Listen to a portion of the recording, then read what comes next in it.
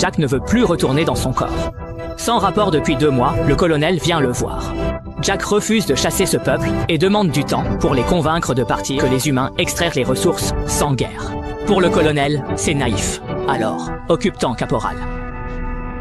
Ici, il ne recevait pas un accueil chaleureux, mais les Na'vi ont complètement accepté Jake. Lily a dessiné un motif tribal sur son visage, symbolisant qu'à partir de maintenant, il devenait officiellement membre de la tribu, et même le chef l'a accueilli sincèrement. En réalité, peu importe l'espèce, les sentiments sont universels. L'amitié, comme l'amour. Jake sentait que sa relation avec Lily évoluait subtilement. Lily l'a emmené sous un grand arbre couvert de lianes violettes, l'arbre des voix. Il suffisait de connecter ses propres neurones aux lianes.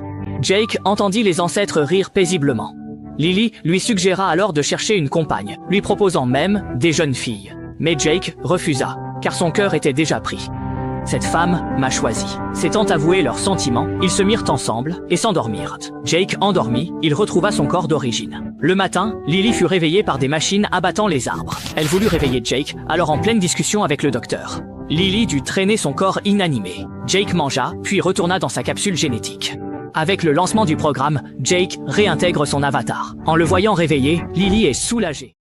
Immédiatement la situation et tente d'arrêter les opérateurs, mais la machine avance toujours. Il grimpe alors détruire la caméra, coupant le signal. Sous les tirs d'un soldat, Jake se précipite pour esquiver et se cache avec Lily derrière un arbre, observant leur foyer détruit.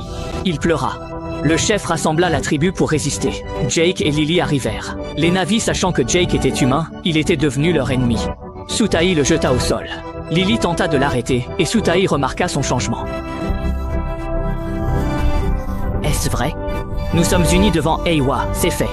Sutaï a toujours beaucoup aimé Lily, et cette nouvelle fut pour lui un véritable coup de...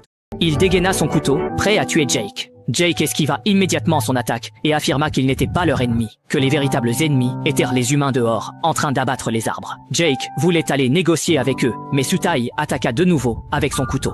Il n'eut d'autre choix que de le mettre à terre.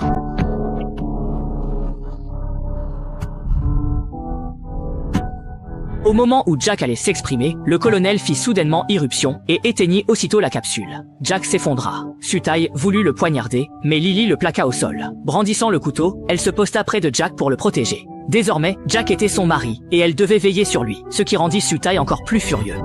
Cela mit les Na'vi dans une colère noire. Même Lily fut profondément déçue par lui et le traita de menteur. Jack tenta de se justifier, mais à ce moment-là, il le croire, et le chef ordonna même qu'on l'attache. Sous l'impulsion du chef, tous les Na'vi décidèrent de se rebeller contre les humains. Jack ne s'attendait pas à ce que sa présence aggrave encore la situation. Impuissant, il ferma les yeux, alors que les avions de combat humains étaient déjà en train d'entrer.